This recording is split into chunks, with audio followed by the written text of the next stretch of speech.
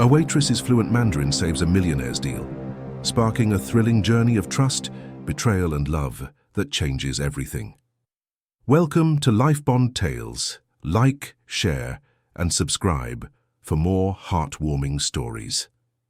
The diner hummed, with the clatter of plates and the murmur of late-night conversations, as Eleanor moved between tables, her black apron slightly frayed at the edges but tied neatly around her waist. Her dark hair was pulled into a loose bun, strands escaping to frame. Her tired but warm brown eyes, which caught the dim glow of the neon sign outside. It was past 9 in Chicago, the kind of evening where the city felt alive yet heavy with the weight of unspoken stories. Eleanor balanced a tray of coffee mugs in one hand and a notepad in the other, her steps quick but careful as she navigated the crowded floor. She was used to this rhythm. 3 years of waitressing had taught her to anticipate orders before customers spoke, to smile through exhaustion, to keep going, because her brother Liam depended on her. At table 7, a man in a tailored grey suit sat alone, his phone pressed to his ear, his voice sharp with frustration. Marcus Reed, tech entrepreneur and CEO of Reed Innovations, was not a regular, but his presence filled the space, his broad shoulders tense, his jaw tight as he spoke. "I don't understand you," he said into the phone, his tone clipped but strained.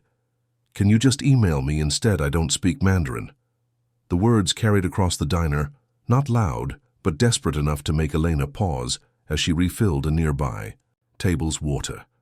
Marcus ran a hand through his dark hair, his eyes closing briefly as if he could will the conversation into something he could grasp. "Please stop shouting for a moment," he said, pulling the phone slightly away, his fingers whitening around the device. "I don't think they're going to email," Elena said quietly, stepping closer, her voice gentle but clear. Marcus's head snapped toward her, his green eyes narrowing for a split second before softening as he registered her faded apron and the cautious kindness in her expression. "I speak Mandarin," she added, her tone steady but not pushy. "If you want, I can help." Marcus hesitated, his gaze flicking from her face to the phone, his urgency outweighing his doubt.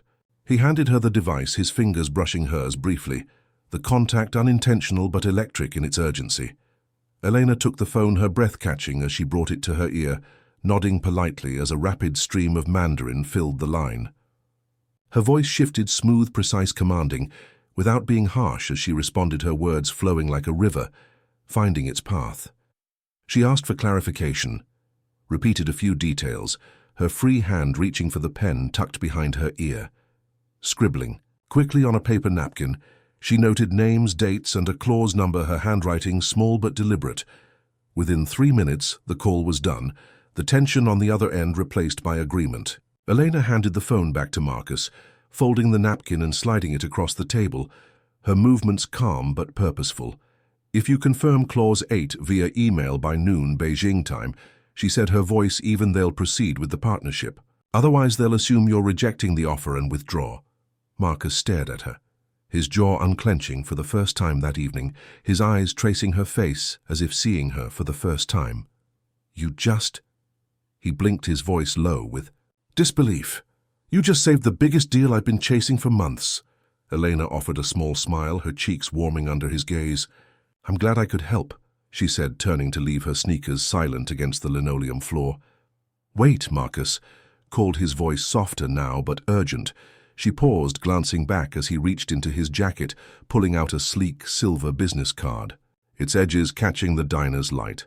"Marcus Reed, CEO, Reed Innovations," he said, offering it to her. Eleanor took it slowly, her fingers grazing the embossed text, her eyes flicking from the card to his face. "I'm Elena," she said almost automatically. "I just work here." Marcus gave her a look, not amused, not dismissive, but searching, as if trying to solve a puzzle. "If you ever want a job that matches what you're capable of," he said, "call that number." Then he stood his chair, scraping lightly, gathered his coat and was gone, the diner's bell jingling as the door closed behind him. Elena stood by the counter, the card in her hand, its weight heavier than it should have been, the napkin, with her notes still on the table. Outside, the city lights shimmered through a thin drizzle, the air thick with the promise of something new.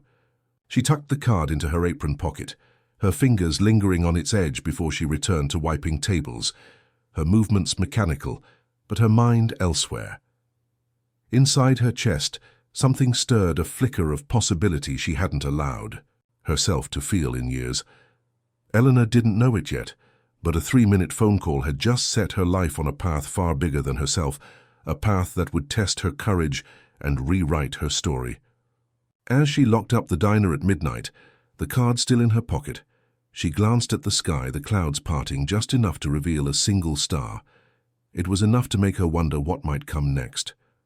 Elena let herself into the small second-floor apartment, the lock sticking as it always did, the faint smell of antiseptic greeting her like an old friend. The living room was dim-lit only by a single lamp, its glow softening the edges of the worn couch, where her brother Liam lay propped up with pillows, a faded quilt draped over his thin frame. Liam was 19, his once bright eyes now shadowed. By illness, his breathing steady but shallow as he turned his head toward the door. "Hey, El," he said, his voice soft like a whisper carried on the wind. "Is it late?" Elena set her bag down, her sneakers squeaking on the scuffed hardwood as she crossed to him. "It's past midnight," she replied, kneeling to check the IV drip taped to his arm, her fingers gentle but practiced. "You're okay, I brought your favorite dumplings," she added, her voice steady even as her heart tightened. Liam smiled, distracted, his gaze drifting to the window where city lights flickered through peeling paint. "The kind with the pork and chives?" he asked, his tone hopeful. "The exact kind," Elena said, pulling a takeout container from her bag, the warmth of it grounding her. She sat beside him, helping him eat slowly, her own exhaustion tucked away behind a smile she'd perfected over years. 3 jobs, 6 prescriptions, and rent due in 3 days, everything hung by threads she knotted tighter each night. Elena was 25 but felt older, her dreams of studying linguistics at college buried under medical bills and Liam's diagnosis 3 years ago. Still, after tucking Liam in, she sank into the armchair by his bed, pulling out a worn notebook, its pages frayed with Mandarin characters and poetry. She traced the lines, whispering a verse from Li Bai, the words like a tether to a version of herself she hadn't lost. "Even the darkest night will pass," she read aloud, her voice barely audible in the dark. She closed her eyes, the notebook still open, her fingers resting on a phrase about courage. By morning, her phone buzzed, jarring her awake, 2 missed calls and a text from an unknown number. "Good morning, Miss Elena. This is Sarah, assistant to Mr. Marcus Reed. You are invited to a meeting at 2 p.m. today, address 728 Oak Ridge Boulevard."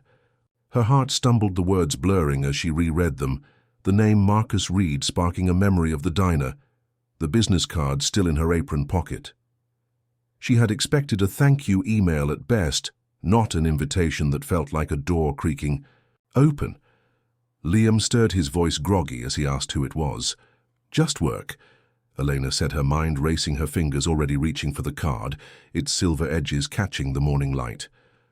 She spent the next hours second-guessing everything. Her closet held nothing meeting-worthy, just jeans and faded blouses from thrift stores.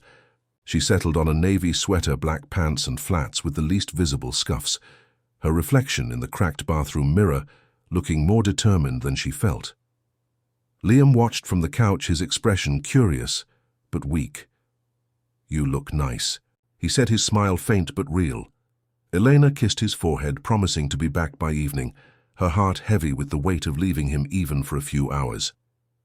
The bus ride to Oak Ridge Boulevard was long, the city unfolding in a blur of grey and glass, her fingers clutching the business card like a lifeline.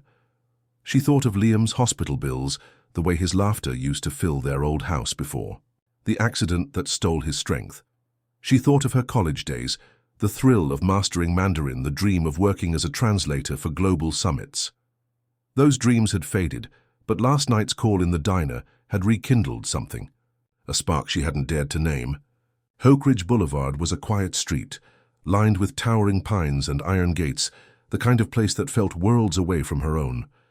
A security guard checked her name, waved her through her steps, faltering as she approached a sleek building, its glass facade reflecting the sky. She expected an office, a conference room, not the vast hangar that loomed ahead, its doors open, revealing the nose of a private jet gleaming under fluorescent lights. Elena froze, her breath catching, as a woman in a crisp uniform approached her, smile professional but warm. "Miss Elena, right this way," the woman said, gesturing toward the jet. I thought this was a meeting. Elena stammered, her voice small against the hum of engines warming up. You are expected on board, the woman replied, her tone leaving no room for doubt. Elena's legs moved before her mind caught up her flats clicking on the tarmac as she climbed the jet's stairs, her heart pounding so loud she was sure someone could hear it. This had to be a mistake. Maybe there was another Elena, someone who belonged in this world of leather seats and polished surfaces. Inside the cabin was all quiet luxury, the air scented with something clean and expensive. At the far end, Marcus stood, his sleeves rolled up, a cup of tea steaming in his hand, his presence as commanding as it had been in the diner, but softer now, less guarded. I guessed you weren't a coffee drinker, he said, offering the cup. It's jasmine tea, real leaves, from Fujian. Elena took it, her fingers brushing the warm porcelain, her mind still reeling. I thought this was a conversation in an office, she said, her voice steadier than she expected. Marcus's mouth curved just slightly, his eyes meeting hers with a quiet intensity. We're going to Singapore, he said, the words landing like a stone in still water. Elena stared, her heart tripping over itself, the tea trembling in her hands. She was just a waitress, a sister, a girl who studied Mandarin in the dark, but something in Marcus's gaze told her he saw more, and something in her own chest, a fragile ember of hope, whispered that maybe, just maybe, she could be more too. Ythika. Jet's cabin was a cocoon of soft leather and muted light, its hum steady as it climbed through the Chicago sky, leaving Elena's world of diner shifts and hospital bills far below. She sat stiffly in a cream-colored seat, her hands wrapped around the jasmine tea Marcus had given her, the cup, now cool but grounding in its weight. Her navy sweater felt thin against the polished elegance around her, the scuffed edges of her flats, hidden beneath crossed ankles as she tried not to scuff the gleaming floor. Her bag rested beside her, a worn canvas thing with a Mandarin notebook peeking out its frayed pages, a reminder of who she was or wanted to be. Marcus sat across from her, his posture relaxed, but his green eyes drifting to her now and then as he tapped through emails on a tablet, his presence both commanding and quiet. The plane jolted through a patch of turbulence, Elena's fingers tightening on the cup, her gaze snapping to the window where clouds blurred into grey. Marcus noticed his movements subtle as he stood crossing the cabin to an overhead compartment, his steps silent on the plush carpet. He returned with a soft charcoal scarf, not a blanket but warm, its faint cedar scent wrapping around her as he offered it without a word. Just in case, he said, his voice low, his eyes holding hers for a moment longer than necessary. Elena took it, her fingers brushing the fabric, her breath steadying as she draped it over her shoulders. He handed her a folded napkin, his mouth twitching, almost into a smile. I saw you wipe your hands on your pants when we took off, he said. Old habit, Elena muttered, her cheeks warming as she took the napkin, flustered but grateful. You're doing fine, Marcus said, settling back into his seat, his tone gentle but certain. Have you been on a plane before, he asked after a pause, his curiosity unforced. Once, Elena admitted, her voice soft as she looked at the scarf in her lap. When I was 11, economy to visit my aunt in Ohio, bumpy and loud. This one's better, Marcus said, his eyes crinkling slightly. But I get the nerves. Elena glanced at him, her anxiety easing, curiosity taking its place. You don't seem like someone who gets nervous, she said, her words tentative but genuine. Marcus leaned back, folding his arms, his gaze drifting to the window. That's the problem with suits and jets, he said. People assume you're bulletproof. Elena smiled, surprised by his honesty, her fingers tracing the napkin's edge. My father was a linguist, Marcus added, his voice quieter now. Grew up in Beijing, taught me to write my name in Mandarin before I could tie my shoes. He loved languages, said they were the key to understanding people, not just words. Elena's heart tugged, her own love of Mandarin stirring at his words. He must be proud, she said softly. Marcus's expression shifted, a shadow passing over his face. He passed when I was 16, Eleanor, he said. I'm sorry, she whispered, her voice barely audible over the engines. Me too, Marcus said, his gaze meeting hers, a shared understanding settling between them. They sat in silence, the hum of the jet filling the space, not awkward but heavy with something unspoken. Elena glanced at her notebook, pulling it onto her lap, its pages filled with handwritten characters, grammar notes and tiny sketches of Chinese idioms. It was battered, but hers a piece of her dreams she'd carried through years of sacrifice. Marcus noticed his head tilting slightly. "That's not casual studying," he said, his tone more observation than question. "You've been at it for years." Elena nodded, her thumb tracing the notebook's edge. "Started in college," she admitted. "Wanted to work for the UN or an embassy, bridge gaps between people. But life had other plans." Marcus didn't interrupt his silence, an invitation to continue. "Liam's accident changed everything," she said, her voice steady but soft. "Dropped out, took every job I could find. Kept studying, though, not because I thought it would lead anywhere, just to hold on to something that felt like me." She looked at him, her eyes unguarded.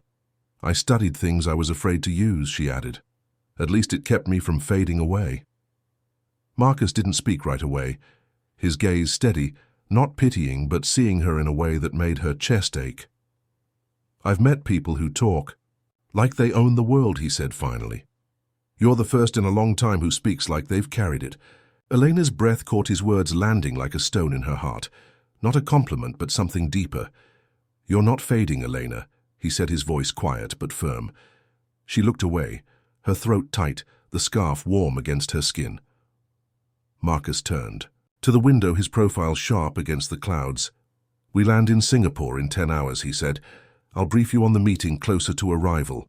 Elena nodded, her heart still fluttering, but not from turbulence. "I'm not a translator," she said, her voice small but steady. "I serve coffee. I work nights at the hospital, my brother." Marcus held up a hand, not dismissing but slowing her spiral.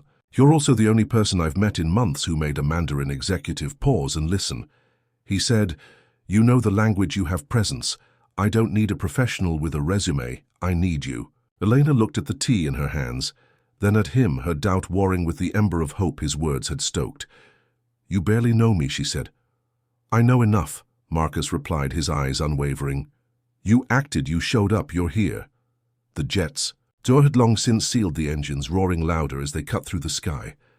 "And if I say no?" Elena asked, her voice barely above a whisper. Marcus tilted his head, his expression softening. "You won't," he said. "Something tells me you don't turn away when it matters." Elena let out a shaky breath, sinking into the seat, her heart racing, but her resolve hardening. "What do I even say?" In a negotiation, she asked half to herself. Marcus smiled, the first real smile she'd seen from him.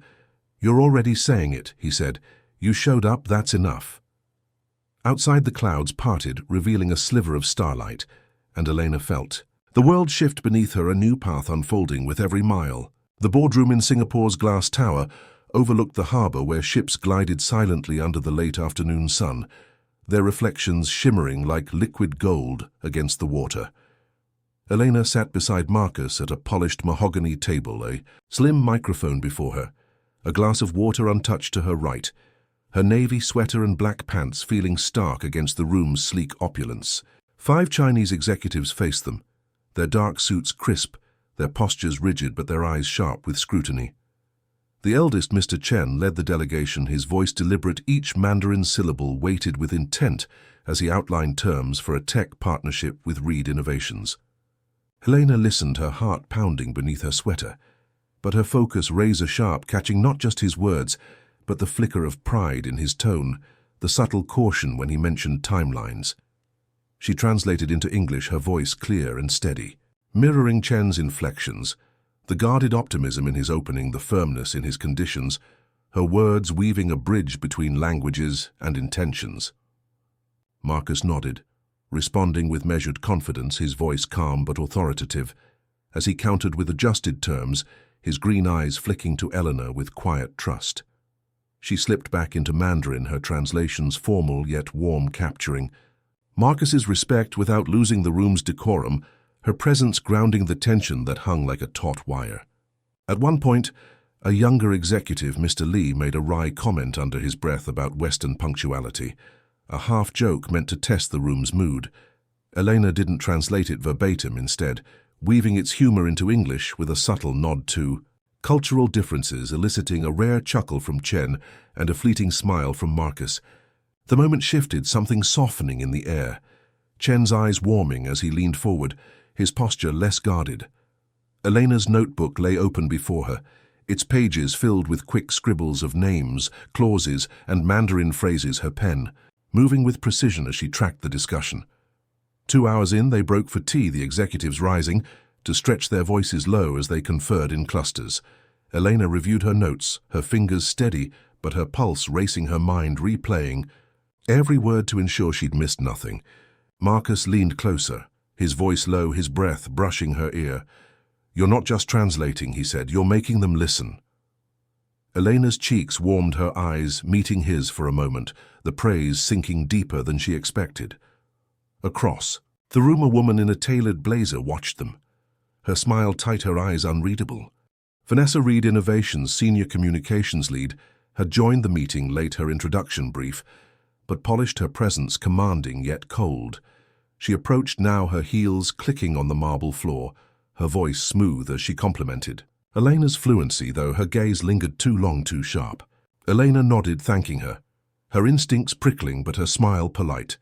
The meeting resumed, the discussion growing denser as terms were finalized clause by clause. Elena's translations remained flawless, her voice a steady thread through the room's rising intensity, her confidence growing with each exchange. By the third hour, a tentative agreement was reached, pending final revisions and board approval on both sides.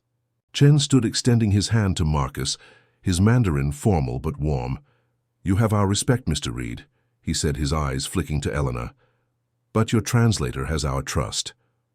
Elena translated, her voice steady, though her cheeks flushed, her heart swelling at the words. Chen added with a rare smile, "Her presence made us feel understood, a rarity in business." Marcus blinked, surprised, his gaze shifting to Elena with something like awe. As they left the tower, the sun dipped low, casting a golden sheen over Singapore's wet streets, the air thick with the scent of rain and possibility. Elena walked a step behind Marcus, her notebook clutched to her chest, her mind still buzzing with the meeting's weight. Vanessa lingered nearby, her smile polite, but her eyes darting to Elena, with a glint of something unspoken, envy perhaps, or calculation. Marcus paused by a glass-walled cafe, turning to Elena, his expression softer now. "You were extraordinary," he said, his voice quiet but firm. Elena gave a small laugh, her fingers tightening on her notebook. "I was terrified," she admitted, her honesty unguarded. "You didn't show it," Marcus said, his eyes holding hers a beat longer than necessary. "I'm glad," Elena said, her voice softer now, "but I was."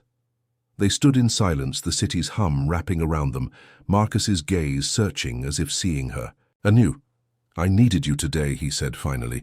"Not just your language, but you." Elena's throat tightened, her heart catching on his words. Not a compliment, but a recognition of her place in a moment that mattered. She looked down at her notebook, its pages a testament to years of study. In the dark night spent whispering Mandarin to keep herself whole. "You made this deal possible," he added, his voice low. "You made them trust us." Elena nodded, her eyes stinging but her smile steady. "I just did what I could," she said, her humility as natural as her breath. Marcus tilted his head, his expression unreadable, but warm. "That's more than most," he said.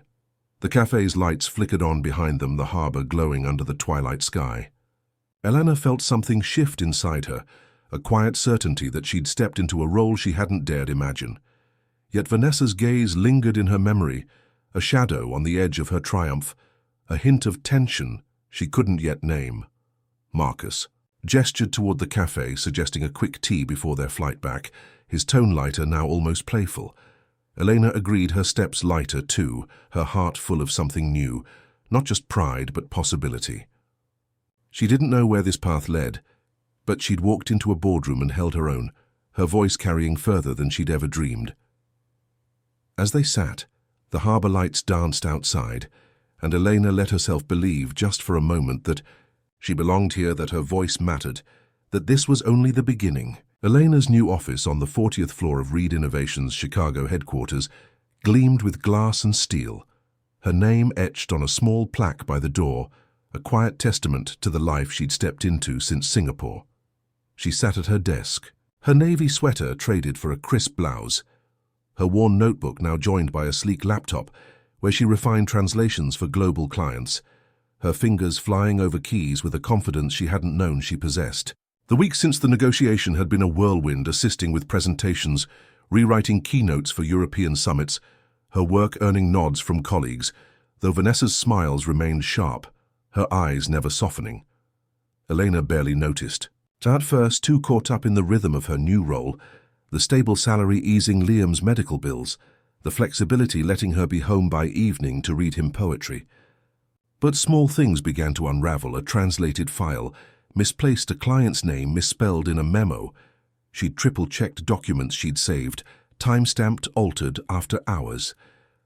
Then came the blow, a contract for the same Chinese delegation, from Singapore, sent with 3 critical mistranslations, tiny words with massive stakes, shifting profit terms unfavorably.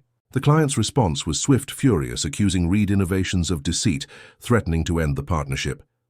Elena stared at the email, her heart sinking as she opened her original file, the correct terms intact, then the sent version identical in format, but subtly sabotaged.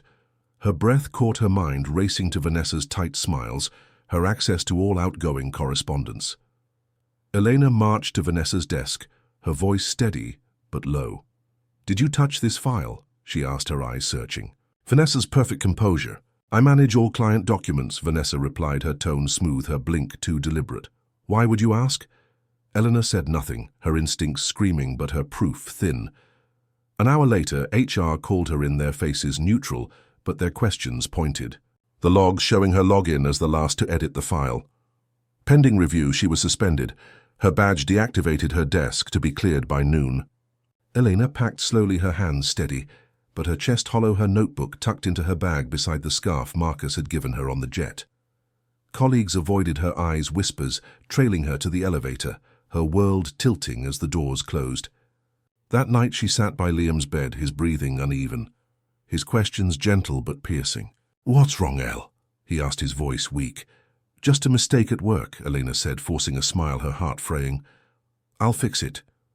Sleep eluded her, the city's lights mocking her through the window, her mind replaying every moment, wondering how she'd missed the signs. By morning, a text from Marcus's assistant Sarah arrived. "Mr. Reed requests your presence at 9 a.m. Please come directly." Eleanor's stomach knotted, unsure if it was a summons or a farewell, but she went, her blouse ironed, her flats polished, her resolve all she had left. The top floor was silent. Marcus's office door open, a single cup of jasmine tea steaming on his desk beside a note in deep blue ink. "You walked into a storm once and stood tall today. I know you'll stand in your truth." Eleanor's throat tightened as she stepped inside, picking up the tea, its warmth steadying her. Marcus stood by the window, arms crossed, his posture, still, his dark hair catching the morning light. "It wasn't me," she said, her voice quiet but firm. "I know," Marcus said, turning to face her, his green eyes unwavering. "I pulled the logs. The file was edited after hours from a remote IP, not yours." Vanessa Elena whispered, her voice barely audible. He nodded. "She's under investigation, but optics matter. I had to act fast. The suspension was procedural. I never believed it was you." Eleanor's eyes burned, her breath shaky. "Why didn't you tell me?" she asked, her voice raw. "I needed to see if you'd come back," Marcus said, his tone gentle. "If you'd walk in with your head high, you did." Elena clutched the tea, her heart aching, his trust heavier than she'd expected. "This world isn't always fair," he said, stepping closer, setting the tea back on the desk, his fingers brushing hers. "But I will be with you." Her vision blurred, tears threatening, but she held them back, her strength a quiet fire. "I trust you, Elena." He added, his voice soft but certain. "That hasn't changed, it won't." The rain began outside, a soft patter against the city's glass towers, the streets gleaming under storm clouds. Elena returned home, her apartment dim. Liam asleep, his quilt tucked tightly around him. She should have felt relieved Vanessa's actions traced the truth surfacing, but instead she felt exposed, her confidence shaken. A knock came late that evening. Marcus stood at her door, his suit traded for a dark coat, his hair damp from the rain, a folder in one hand, a small package tucked under his arm. "I thought you'd want to see this," he said, stepping inside, setting the folder on her kitchen table, its pages filled with digital logs, metadata internal memos annotated in his precise handwriting. One sheet showed Vanessa's access to the file 42 minutes after Elena's last save from a different terminal, a deliberate trail. She left evidence, Marcus said simply. I followed it. Elena sat, her fingers gripping the table's edge. Why would she do this, she whispered. Fear, Marcus said, sitting across from her.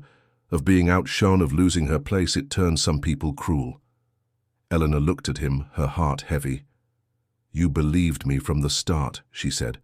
I didn't need to believe, Marcus, replied his voice steady. I verified patterns, don't lie, yours didn't match. He slid the package toward her, a tin of Liam's favorite chamomile tea and a pocket-sized Mandarin poetry book, its cover embossed with lotus flowers. Small things, he said, his eyes soft. I notice. Elena's breath hitched, a tear falling as she touched the book, its pages whispering of her dreams. Why come tonight, she asked, her voice trembling. You could have emailed this. Truth deserves more than a screen, Marcus said, standing, moving to the window, then turning back. You walked into my world and changed it, he said softly. Every time you spoke, people listened. Elena stood, the silence between them thick with something unspoken, her heart full, her doubts quieting. I'm here because you deserve someone beside you, he said, his voice barely above a whisper. Today that's me. He left the rain, swallowing his steps, but Elena felt, seen, her truth no longer fragile but fierce. The Kyoto villa nestled among cherry blossoms, its wooden walls steeped in centuries of silence, its gardens whispering with the scent of spring and the soft rustle of leaves underfoot. Elena stood in the villa's library, on the fourth evening of a global education summit, her role no longer just translator, but strategist, her voice shaping initiatives for digital learning worldwide. Her blouse was simple white linen, her hair loose, catching the firelight as she flipped through her notebook, its pages now joined by summit notes yet still anchored by Mandarin poetry. Marcus was there too, seated by an open window, his tie discarded. His sleeves rolled up, a book of Japanese haiku forgotten in his lap as he watched the garden's lanterns glow against the dusk. He'd arrived as CEO of Reed Innovations, but here in Kyoto he seemed lighter, his green eyes softer, less armored as they met hers across the room. You fit here, he said quietly, his voice blending with the night's hush. Eleanor tilted her head, unsure. The villa, this summit, he clarified his words, gentle but weighted. She walked to the window, her fingers brushing the sill, the air cool against her skin.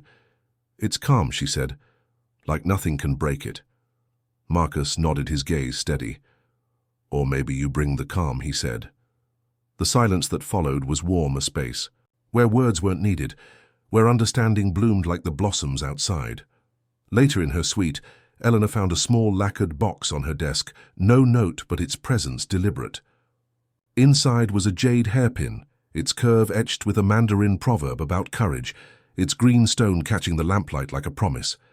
Her chest ached, not with pain, but with fullness, her fingers tracing the pin's delicate lines. A knock came. Marcus at her door, no jacket, just a man. His breath held his eyes searching. You like it, he asked, nodding to the pin. Elena didn't speak. She stepped forward, her lips brushing his cheek, a gesture not of romance but of truth, her heart open. He looked at her, awe in his gaze, and she looked back unafraid, their bond settling into something real. In the days that followed, they worked as one, their thoughts aligning before words, their presence a quiet force in meetings. Over dinners they spoke of beginnings, not business. Marcus sharing stories of his father's love for languages, his voice breaking when he recalled his death. Eleanor spoke of Liam, his laughter before the illness, the way his eyes still sparked when she read to him, her voice soft but steady. Language, she said, is how I hold on to him, how I hold on to me. They never asked what they were, the question unnecessary, their connection woven in glances, shared silences, hands brushing over morning tea. One dawn before the summit's final session, they stood in the villa's stone kitchen, espresso steaming between them, the light filtering through bamboo shades. Marcus reached for a document, his hand grazing hers, pausing. You're the first person I've wanted beside me, he said, his voice low. Not behind, not following, beside. Eleanor let her fingers linger on his, her heart full. No words needed. Months. Later, a Japanese garden bloomed under a spring sun, its paths lined with white roses and cypress. Kyoto's air perfumed with lavender and hope. A small crowd gathered on a stone terrace, chairs arranged with care, each guest a piece of Elena and Marcus's story colleagues from Singapore, neighbors from Chicago, Liam, in a flower-draped wheelchair, his smile bright, his strength a quiet miracle. Music began, strings swelling like a heartbeat, and Elena appeared, her white silk gown flowing simple, no jewels, just her hairpin glinting in her hair, the jade a symbol of her courage. In her hand, she held her notebook, its pages worn but cherished, a record of her journey from diner nights to this moment. Marcus waited at a wooden arch, his dove-gray suit soft against the green, his eyes never leaving her, tender, unwavering. His voice trembled as he spoke his vows, low but clear. "You heard me before I spoke," he said. "You saw me not as I was, but as I could be. You rewrote my world with your voice." The guests leaned closer, their breaths held, Elena's eyes shimmering. As she stepped forward, her voice steady, first in Mandarin, then English. "I promise to be your words when you're silent," she said. "Your silence when you need to feel. I'll translate your heart always." Liam clapped first, his hands, slow but deliberate. His joy lighting the garden as petals fell from above, caught in the breeze like blessings. The officiant's words faded, the world narrowing to Elena and Marcus, their lips meeting soft shore, their first kiss as husband and wife, sealing a promise begun in a diner's chaos. It wasn't just a wedding, it was a story, completed, a sentence. Started when Elena answered a call and found her own voice. The garden glowed under the fading sun, the roses whispering of resilience, the cypress standing tall like their trust. Guests lingered, their laughter, mingling with the chime of bells, each moment a thread in a tapestry of love, built not on wealth, but on choice. Eleanor and Marcus stood hand in hand, their fingers laced her notebook, tucked close his scarf around her, shoulders a quiet nod to their journey's start. Liam wheeled closer, his voice weak but clear. "You did it, Elle," he said, his eyes bright. "You made it." Elena knelt beside him, her tears falling freely, now her heart too full for words. Marcus watched his gaze, soft, his hand resting on her back, a silent vow to stand beside her always. The night deepened, the stars emerging, like the hopes Elena had once buried, now shining above. Their story was a reminder that a single act, a voice, offered in a moment of need, could ripple outward, changing everything. From a Chicago diner to a Kyoto garden, Elena and Marcus had found each other not by chance, but by the quiet courage to listen, to trust, to love.